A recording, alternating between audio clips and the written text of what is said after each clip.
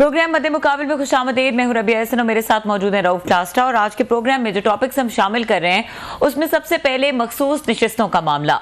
हुक्मरान जमात नून लीग के बाद पीपल्स पार्टी ने भी नजरसानी की पिटीशन दायर कर दी। हुक्मरान इत्तेहाद ने पीटीआई का रास्ता रोकने के लिए आखिरी हद तक जाने की तैयारियां कर ली। क्या हुकूमत सुप्रीम कोर्ट के फैसले पर अमल दरामद करेगी? इसके अलावा बात करेंगे जमान पाक दहशतगर्दों का हेडक्वार्टर, बानी पीटीआई मास्टरमाइंड, वजीर आला पंजाब मरियम नवाज बरस पड़ी। जीएचक्यू मामले पर बानी पीटीआई के बयान को मंसूबा साजी का एतराफ करार दे दिया। और इसके अलावा बात करेंगे कौमी असम्बली के बाद जाली हाजिरियों का स्कैंडल पंजाब असम्बली में लैंड कर गया। ऑपोजिशन की तरफ से जाली हाजिरियां लगाने पर स्पीकर पंजाब असम्बली फट पड़े, कानूनी कार्रवाई का इंदिया दे दिया। क्या अरकान सिर्फ जाली हाजिरियां लगाकर टीएडीए लेने आते हैं? इस बारीक वारदात की डिटेल्स आपके साथ शेयर करेंगे। पीटीआई के रऊफ हसन और दीगर का 2 रोजा जिस्मानी रिमांड मंजूर। दूसरी तरफ हुकूमत ने शिकंजा कसने का प्रोग्राम बना लिया। इस्लामाबाद में पीका एक्ट के तहत पहली अदालत कायम करने की मंजूरी। और इसके अलावा बात करेंगे पीआईए की बहाली के लिए 50 करोड़ डॉलर्स का इंतजाम करने में इंतजामिया नाकाम, हुकूमत ने हाथ खड़े कर दिए। दूसरी तरफ पीआईए की निजकारी में दुनिया की किसी भी बड़ी कंपनी ने हिस्सा नहीं लिया। इसकी वजह आखिर क्या है? इसके अलावा बशाम में दहशतगर्दी में हलाक होने वाले चीनी बाशिंदों को पाकिस्तानी हुकूमत ने 25 लाख डॉलर्स का मुआवजा अदा किया। सेनेट दाखिला कमेटी की एक्सक्लूसिव डिटेल्स हैं हमारे पास, वो आपके साथ शेयर करेंगे। और हमें ज्वाइन करें डिस्कशन के लिए सेनेटर फैसल वाडा साहब, उनको वेलकम करेंगे। अस्सलाम वालेकुम फैसल वाडा साहब। वालेकुम जी। फैसल वाडा साहब, बहुत शुक्रिया आपने वक्त निकाला हमारे लिए। आप बार बार बात कर रहे हैं रिजर्व सीट्स के हवाले से कि ये नहीं मिलेंगी पीटीआई को और ये फैसला नहीं माना जाएगा। अब प्रेडिक्शंस आपकी फैसल वाडा साहब ऐसी होती हैं कि उसकी क्रेडिबिलिटी को डाउट नहीं किया जा सकता, बट एक क्वेश्चन ये है कि इसके पीछे रैशनल क्या है, कैसे नहीं मिलेंगी? अगर नहीं मानेंगे फुल कोर्ट का फैसला तो ये तो सिस्टम खत्म होने के मुतरादिफ है। बहुत शुक्रिया आपका। देखिए, सबसे पहले तो ये कि बहुत मायूसी होगी तहरीक इंसाफ को रिजर्व सीट्स के ऊपर। उसका रीजन ये है कि देखें, आइन को अमेंड करना और आइन को लिखना पार्लियामेंट का काम है, हमारा काम है, और उसकी तशरीह करना सुप्रीम कोर्ट का काम है। आइन में ये नहीं लिखा कि तशरीह भी सुप्रीम कोर्ट करेगी, लेकिन प्रेसिडेंट ये है कि सुप्रीम कोर्ट करेगी। अब आइन में लिखा हुआ है तीन दिन, आइन में लिखा हुआ है फ्लोर क्रॉसिंग ना होना, आइन और कानून के अंदर लिखा हुआ है कि पार्टी हेड का इलेक्शन के बाद होकर नॉमिनेट करना। तो ये तीनों चीजें जब आ जाएंगी तो हम कैसे आइन को जस्टिफाई करेंगे? तो वहां जब कंफ्यूजन आ जाएगा तो आप जिसको 6 पढ़ रहे हैं उसको मैं 9 पढ़ूंगा। तो जब कंफ्यूजन आ जाएगा तो सब आइन खेलेंगे। तो आइन के चैंपियन तो पार्लियामेंट है, वो रबर स्टैम्प तो नहीं है। तो मैंने आपको कहा था कि ये फैसला एप्लीकेबल नहीं होगा। पहले हिस्से में इलेक्शन कमीशन, दूसरे हिस्से में पार्लियामेंट, तीसरे हिस्से में स्पीकर और चौथे हिस्से में प्रेसिडेंट ऑफ पाकिस्तान। तो इसमें तजाद का है। और तीसरी और मोस्ट इंपॉर्टेंट चीज कि मुद्दई थी आप और फैसला आ गया मेरे लिए। तो अगर सुन्नी काउंसिल को सीधे सीधे दे देते सीटें तो कोई मसला ही नहीं होता। नहीं दिया, वो भी एक मिस्टेक है। अच्छा, इंसान है तो मिस्टेक हो सकती है, या ऐसी बहुत सारी मिस्टेक 6 की 9 की 6 हो चुकी है। भुट्टो साहब का कत्ल है, जरदारी साहब को जेल में रखना है बगैर शवाहिद के, इमरान खान की चलती हुकूमत गिराने की पाबंदी थी, नवाज शरीफ को जो है वो ओवर द काउंटर पैसे ना लेने में नाअहल कर दिया, नस्ला टावर है, रेकोटेक के अरबों डॉलर के फैसले। तो ऐसे कई फैसले हैं तो जहां इंसान होते हैं और गलतियां भी होती हैं। तो वाडा साहब, ऐसा कोई प्रेसिडेंट, ये ठीक है आपने जो ये तमाम चीजें गिनवाई हैं ये माजी में होती रही हैं, लेकिन ऐसा कोई प्रेसिडेंट तो मौजूद नहीं है कि एक फुल कोर्ट फैसला देता है। और जाहिर है ये एक हाई प्रोफाइल केस था, बारीकी से इसको देखा गया है। ये तमाम चीजें जो इंटरप्रिटेशन आप दे रहे हैं आइन की, वो ओवरशेडो कर जाए उस इंटरप्रिटेशन को जो फुल कोर्ट कर रहा है। चले, आप अगर इसको मिसाल के तौर पर 20 जजेस ने फैसला कर लिया कि रऊफ साहब जो है वो किसी कत्ल में, खुदा न खासा मिसाल दे रहा हूं, मुलविस है, और उसमें रऊफ साहब नहीं है, और फैसला हो जाता है, शवाहिद हो जाता है, लगता है ऐसे कि रऊफ साहब ही हैं, और आखिर दिन पता चलता है सजा के बाद कि वो तो फैसल था, तो क्या फिर भी उसको फांसी में चढ़ा देंगे? नहीं ना। जहां अपील्स होती है, जहां रिव्यूज होते हैं, जहां आइन और कानून की बात होती है, वहां पर बहुत सारी चीजें होती हैं। हम टकराव की तरफ नहीं जा रहे, लेकिन डिफाइन करेंगे। और जब पंजाब और केपीके में शबखून मारा गया, आइन के मुताबिक इलेक्शन नहीं कराए गए, तो क्या हो गया? क़यामत तो नहीं आ जाती ना, पाकिस्तान है। सर जी, बहुत शुक्रिया आपने हमें ज्वाइन किया। जो मुझे समझ आ रही है ना सर, आपकी इस बात के पीछे क्या रैशनल हो सकती है जो रबिया ने आपसे पूछा, मैं जस्ट एक थोड़ा सा असेसमेंट देने की कोशिश कर रहा हूँ कि क्या हो सकता है।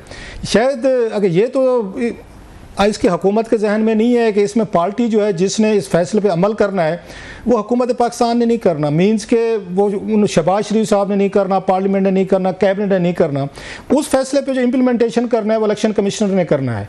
अगर इलेक्शन कमिश्नर साहब उस पर इनकारी कर देते हैं जनाब कि आपको फैसला जो है वो इस तरह का कॉम्प्लिकेटेड है कि आपने उन लोगों को सीटें दे दी हैं जिनकी मतलब जिन्होंने मांगी नहीं थी, या आपके पास वो उसका रिव्यू के लिए आए हुए हैं, हम रिव्यू का हम वेट करेंगे कि नवाज लीग और पीपल्स पार्टी आई हुई है, तो इसमें मुझे जो लग रहा है कि चीफ इलेक्शन कमिश्नर साहब को सामने किया जाएगा कि ठीक है जनाब उनसे पूछें, वो इम्प्लीमेंटेशन नहीं कर रहे, और अगर कल को आपने उन पर तौहीन अदालत लगानी है तो उनको बुला लें कंटेम्प्ट में, वो भी कॉन्स्टिट्यूशनल एक को हटाना है उनको हटा दें, हमको उसके बाद नया ले आएंगे, और नए को लाने में हम डिले भी कर सकते हैं क्योंकि हुकूमत ने अपॉइंट करना पोजीशन साहब मिलकर। कोई इस तरह का कोई प्लान बन रहा है कि जनाब के इस फैसले पर अमल नहीं किया जाएगा, इलेक्शन कमीशन से जो है वो आगे होगा, वो सामने आएगा?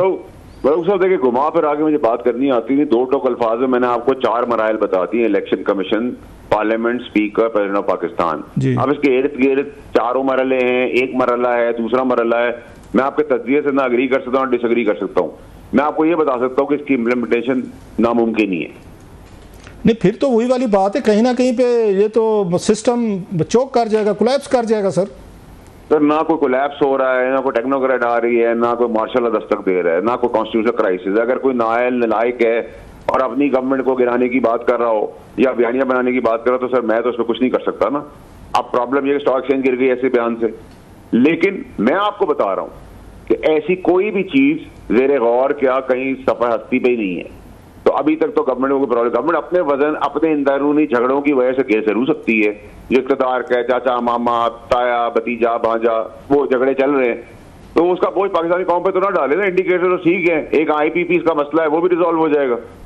नहीं, क्या उसमें कोई दोबारा निगोशिएशन की बात कर रहे हैं? दोबारा कोई उनसे बातचीत होगी, रेट्स वगैरह रिवाइज किया जाएंगे, कैपेसिटी चार्जेस खत्म किया जाएंगे कि जो बिल बनते हैं वही लें, कैपेसिटी चार्जेस ये छोड़ें? सबसे पहले तो ये मुजरिमाना जो कॉन्ट्रैक्ट्स बने थे जिसमें कौड़ी के हम मोहताज हैं 8 आने के, तो 94 से लेके आज के दिन तक डॉलर्स में जो बरसात करने की बात की गई, आपका सारी जिंदगी नियो पे शो ना करें आपको तनख्वाह मिलेगी, ऐसा कभी होता है? तो ये किकबैक्स की सारे मामला थे ना, आज तक खा लिया मुल्क को। और जब एग्रीमेंट्स के अंदर रीनिगोशिएट भी होता है, री एग्रीमेंट भी री राइट होते हैं, उसमें अगर एग्रीमेंट्स पे किसी ने कोई वायलेशन की होती है उस पर भी होती है, ऑडिट्स भी है, बहुत सारे तरह करने वाले बने ना। जब करने वाले बनेंगे तो हो जाएगा। पिछली बार भी फौज ने इसमें बड़ा अच्छा एग्जाम किया था और इस बार भी मैं एक्सपेक्ट करता हूँ कि फौज इसमें हेल्प करेगी। नहीं, कोई इस तरह की मूव चल रही है आर्मी के अंदर कि लास्ट टाइम तो उसमें ISI में ये सारे मुज़ाकरात हुए थे और ISI के उस वक्त के DG जो थे जनरल फैज़ थे इमरान खान साहब के दौर में, तो उन्होंने बैठ के सारे मुज़ाकरात किए थे, तमाम पावर प्रोड्यूसर को बुलाया गया था। और मुझे याद पड़ता है की बेहतरी की जब बात आएगी तो सभी को ऑन बोर्ड होना पड़ेगा, समेत जमहूरियत के, जमहूरी चैंपियंस के, मुर्दा घोड़ों के, जनाजों के और फौज के, जब पाकिस्तान के और अदलिया, इन सब की जरूरत होगी आपकी मीडिया की, तो ये आगे काम बढ़ेगा और ऐसा ही होगा। अच्छा, आपने अभी कहा कि कोई केयर टेकर नहीं आ रही, कोई अनकॉन्स्टिट्यूशनल कोई सिस्टम नहीं आ रहा। एक रीडिंग और भी है, वो चाहते हैं जी, खान साहब चाहते हैं कि नहीं कि आप थोड़ा सा प्रवोक करें, मजीद इनको गुस्सा दिलाएं। जो उन्होंने बातें भी की हैं, बुशरा साहब ने बातें की आर्मी चीफ के हवाले से, आपने भी आप तक भी पहुंची होंगी, जो अदालत में उन्होंने कहा बड़ी सख्त बातें उन्होंने की। तो वो ये चाहते हैं कि आर्मी चीफ को गुस्सा दिलाकर उनको इस पॉइंट ऑफ नो रिटर्न तक लाया जाए कि वो आके एक्सट्रीम स्टेप लें, क्योंकि उनको फ़ायदा इसमें नज़र आता है इमरान खान साहब को कि मौजूदा सिस्टम में तो कोई उनको स्पेस नहीं मिल रही। फिर ठीक है, वो कहते हैं सत्यानाश, तो फिर सवा सत्यानाश, तो डायरेक्ट हैं, फिर डायरेक्ट रूल करें, उनके लिए आसान हो जाएगा। फिर उनको वो मैनेज करना या बातचीत करना कभी ना कभी उनको करनी पड़ेगी। आपकी क्या रीडिंग है सर? इस तरह की हो सकती है कि खान साहब जो हैं वो उनको गुस्सा दिलवा रहे हैं और इस तरह की गुफ्तगू कर रहे हैं, सर प्रवोक कर रहे हैं उनको, चीफ को?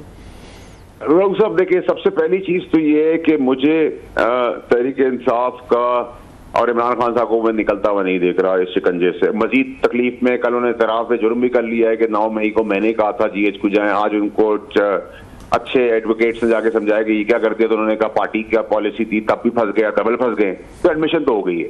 9 मई के अंदर कोई कॉम्प्रोमाइज नहीं होगा। 2002 से फौज ये दहशतगर्दी की जंग लड़ रही है। अब उसमें डिजिटल हो, रियासत के खिलाफ हो, मुल्क के खिलाफ हो, बॉर्डर के अंदर हो, बॉर्डर के बाहर हो, माशी हो, उस दहशतगर्दी को तो एड्रेस करेगी। उसमें कितने भी आ जाए लोग, चले जाएं अपना टेन्योर पूरा करके, वो कंसिस्टेंट डिसिप्लिन के साथ अपनी दहशतगर्दी के चीजों को एड्रेस करेगी। तो 9 मई को तो एड्रेस होना है। अब डिजिटल दहशतगर्दी के तहत भी अदालतें बन जानी है, उसमें भी सजाएं हो जानी है, ठीक है।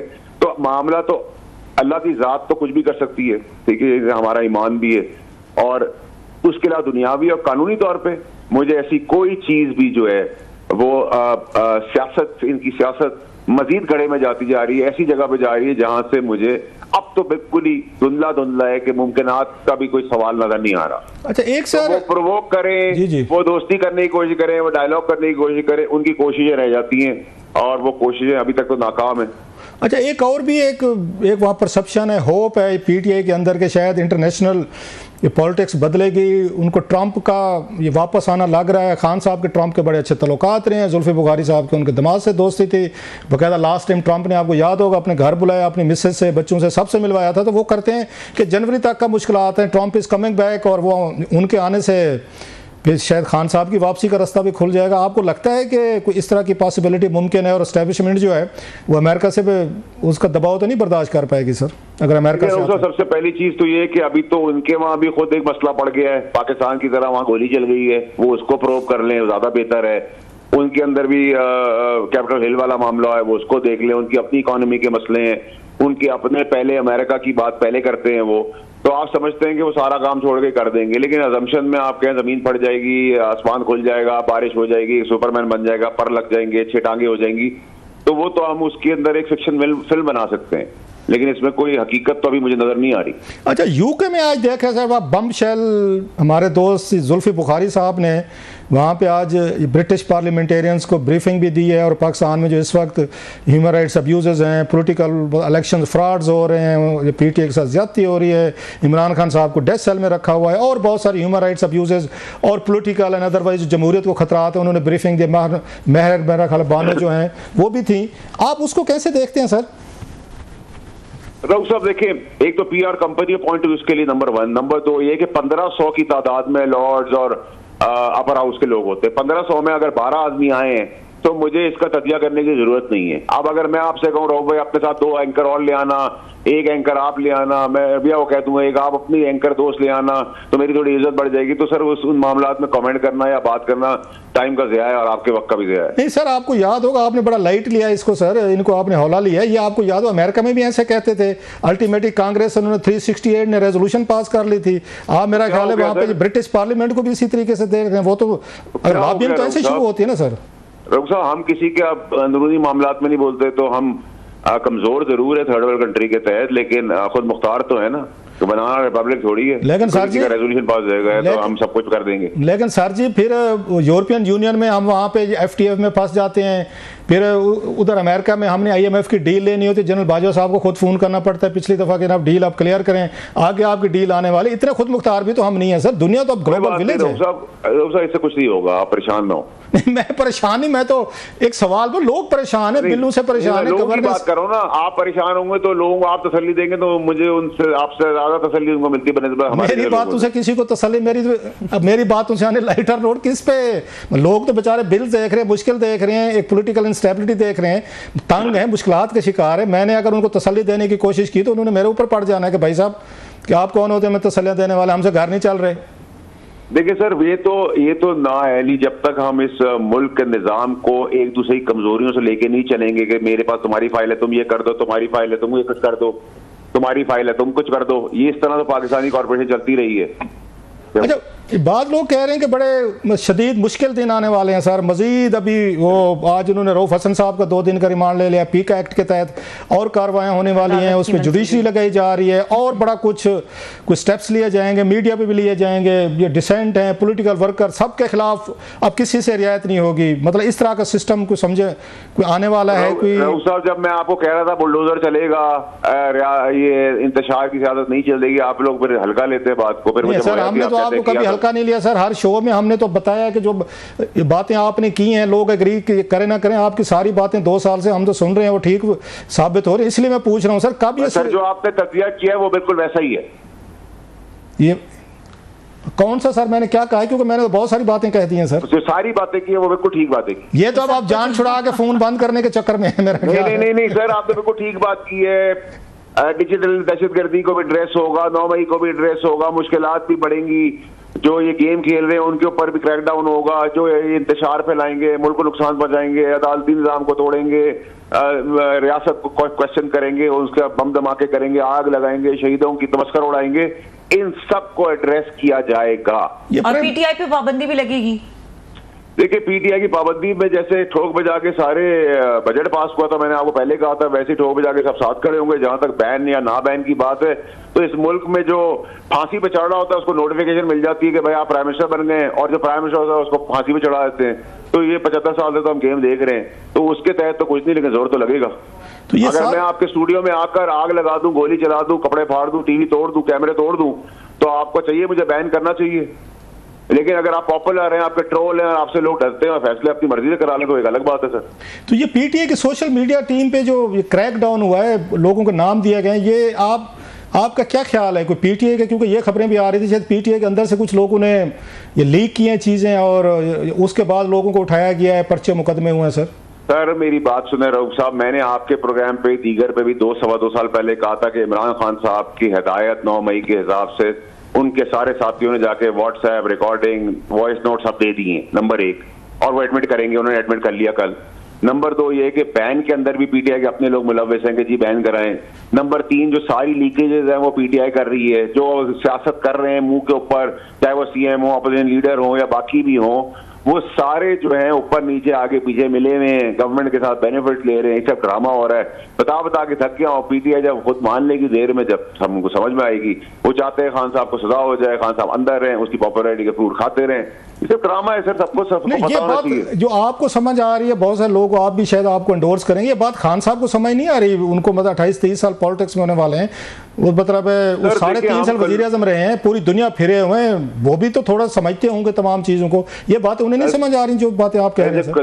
कॉलोनियल उससे हम गुजरे हैं निज़ाम से, और जब आप हमारे सियासतदानों को, लीडरों को जाके पाकिस्तान के बहुत ज़बरदस्त मौलवी, मुफ्ती, आम पॉलिटिशियन, आम आदमी कहें कि आप दुनिया के आखिरी आदमी हो गए हैं और आपसे बड़ा लीडर आ नहीं सकता और इससे बड़ा ये नहीं हो सकता और आपके बगैर सियासत नहीं चलती, तो इंसान है, इंसान का दिमाग खराब हो जाता है। फिर वो जिन भूतों में भी बिलीव करना शुरू कर देता है, वो फिर दरबारों के अंदर जहाँ फातिहा पढ़नी चाहिए वहाँ सिजदे भी कर देता है।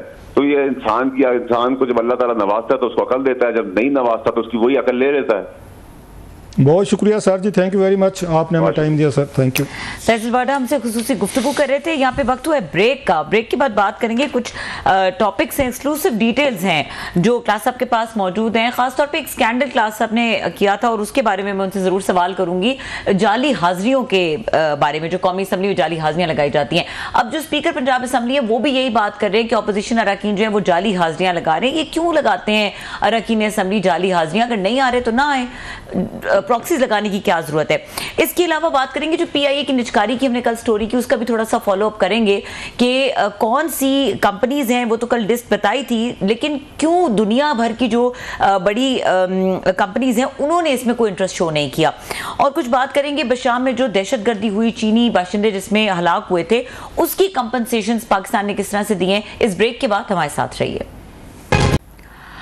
Welcome back. और हम बात करेंगे, कल हमने पीआईए की प्राइवेटाइजेशन के हवाले से स्टोरी की थी, क्लास साहब ने उसकी डिटेल्स बताई थी। क्लास साहब बताइए, जो डिटेल्स कल आपने शेयर की उसमें कुछ नाम थे जो कि पाकिस्तान की जो बिजनेस टाइकून्स हैं या बड़े इन्वेस्टर्स हैं उन्होंने इंटरेस्ट शो किया, लेकिन दुनिया भर की जो बड़ी कंपनीज हैं या एयरलाइंस हैं उन्होंने किसी किस्म का इंटरेस्ट क्यों नहीं शो किया? ये बड़ा अहम सवाल है। कल वहाँ पर ये उसमें ये कमेटी जो थी प्राइवेटाइजेशन की, जिसमें उनके चेयरमैन जो हैं ये थे फ़रूक सितार साहब थे, और मिनिस्टर ये अलीम खान साहब भी मौजूद थे, सेक्रेटरी एविएशन भी थे, और फिर उनके सीईओ थे पीआईए के।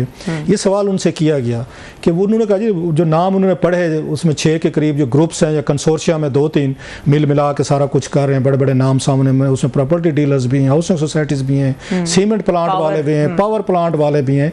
तो उस पर उन्होंने पूछा कि जनाब कि ये यहाँ पर कोई एक सिंगल भी पूरी दुनिया में कोई इंटरेस्टेड नहीं है कि हम पीए खरीदना चाहते हैं। That was a bit amazing है।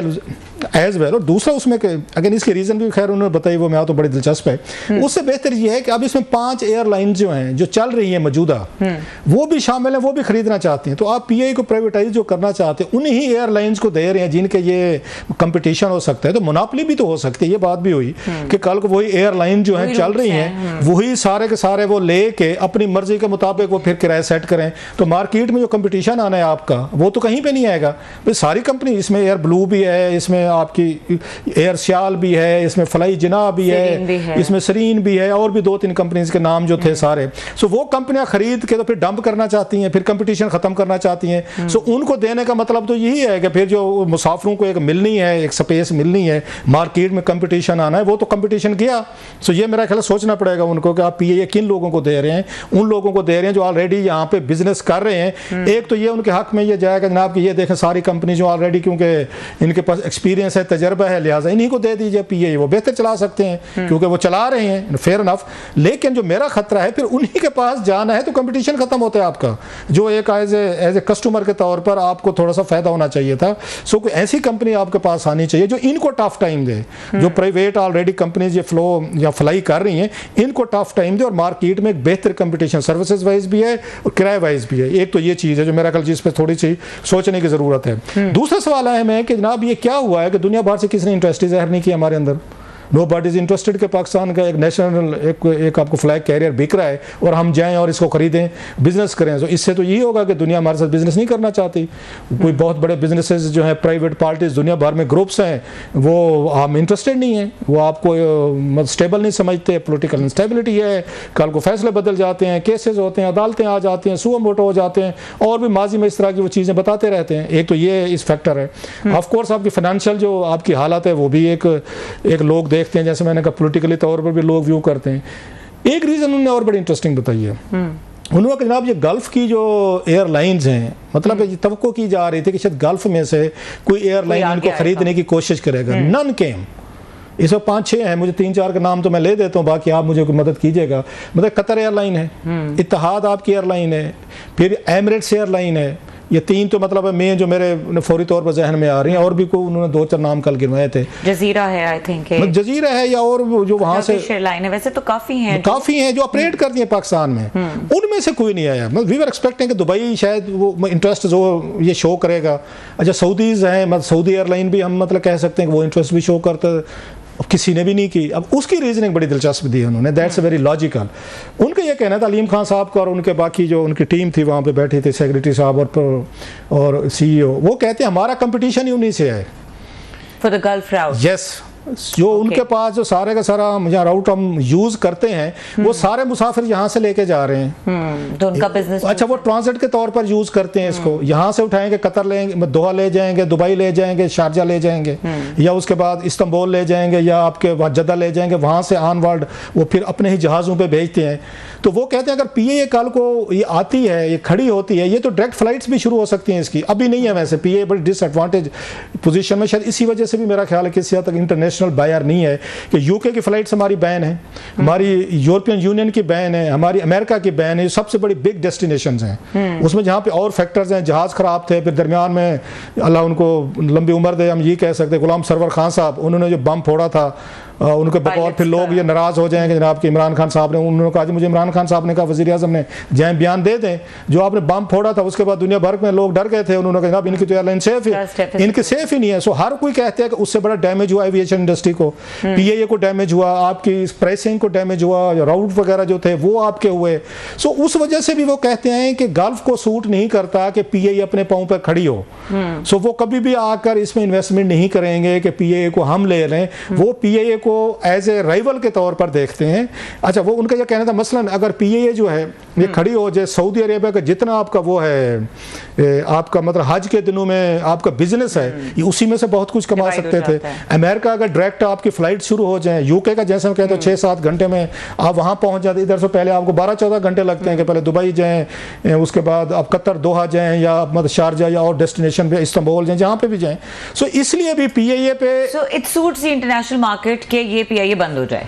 उन्हें ये लगता है कि मतलब कम से कम गल्फ कंट्रीज का उनको कोई दिलचस्पी नहीं होती, राइवल के तौर पर लेते हैं, उनको लगता है हमारा बिजनेस जो है ना इससे हल्ट होगा। एक तो ये चीज़ थी। साथ में एक और बड़ी इंटरेस्टिंग चीज़ है कि टोटल वो कहते हैं अगर पीआई को रिवाइव करना हो, आपने अपने पाँव पे खड़ा करना हो, ये भी बात हुई, वो नुकसानात वगैरह अपनी जगह पे, तो वहाँ पे ये बताया गया जनाब कि हमें 400 से 500 मिलियन डॉलर चाहिए। अच्छा क्लास साहब, इसमें एक पॉइंट में टच करना, डिस्कशन लंबी भी हो सकती है, लेकिन Bharat just touching the point कि कोई ऐसा ऑप्शन नहीं डिस्कस हुआ कि गवर्नमेंट प्राइवेट पार्टनरशिप के साथ, क्योंकि देखिए अगर हम प्राइवेट एयरलाइंस चलाने की एहलियत रखते हैं, इसका मतलब है कि ऐसा तो मसला नहीं है कि एयरलाइन नहीं चलाई जा सकती, और जो ओवर स्टाफिंग के मसाइल हैं या जो कॉस्ट कटिंग है वो की जाए, बंद करने से तो बेहतर है। बहरहाल वो की है उन्होंने बहुत, लेकिन अभी भी आपको 100 बिलियन का वो जो कल बताया अलीम खान साहब ने मेरा ख्याल बताया, वो 100 अरब रुपए का आपका अभी भी खर्चा है एक साल का जो आपको देने पड़ रहे हैं।